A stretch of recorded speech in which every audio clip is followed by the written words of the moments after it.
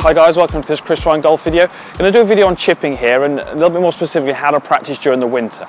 So for the next sort of 4 or 5 months the ground conditions are going to get very difficult. The greens are going to get very soft, very wet. The ball's not going to react anywhere near as like it does in the summer. This is also going to be a great drill for those of you who play at a facility or practice at a facility that doesn't have a short game, so it doesn't have a chipping green or a pitching green. Now, I get a lot of people who come to me and say they don't practice their short game much because they haven't got the facilities to do that. So what we're going to do is we're going to go through a little drill, a little skills test that you can do, and you can do this in your back garden, you can do it at the golf course, anywhere where you've got basically an area of grass that's 15 or 20 yards in length.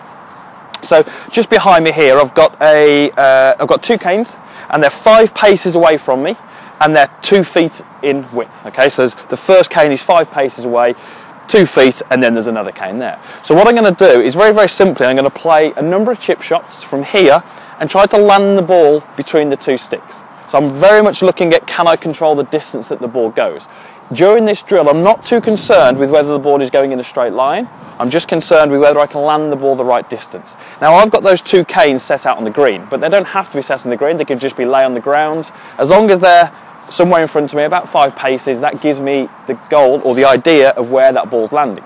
Now, what I would probably tend to do is try and hit 10 balls into that landing zone. I would also set up another landing zone that's maybe a little bit further on, so maybe 10 paces, and try and land 10 balls in there. In an ideal world, we'd carry a notebook or a sort of practice book with us, and we'd make a note of, at the 20 shots, how many we can land in those zones. If you're only getting 4 or 5 out of 20, that gives you some winter work. You can try and get that as high as you can coming out next summer. If we're starting to get sort of 15, 16 landing in these zones, then we know we're going to be in a better situation on the golf course to chip it closer. When it comes to the start of the season, we then want to start to get out of chipping green and look at how the ball reacts. But for the winter practice, all we need to really do is, can we get that ball landing the right distance? So I'm going to have a go, I'm going to hit a shot and try and land it inside this first zone and see how I get on.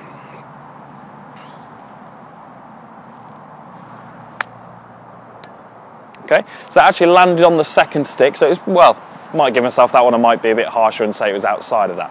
But what it's going to do is it's going to give me really good distance control, and it doesn't matter what the ground conditions are like because we're only measuring the ball through the air. It doesn't really matter what it does when it lands, and that's why it's so important that we make sure we practice this way in the winter, because the ground conditions, as I say, are very, very different.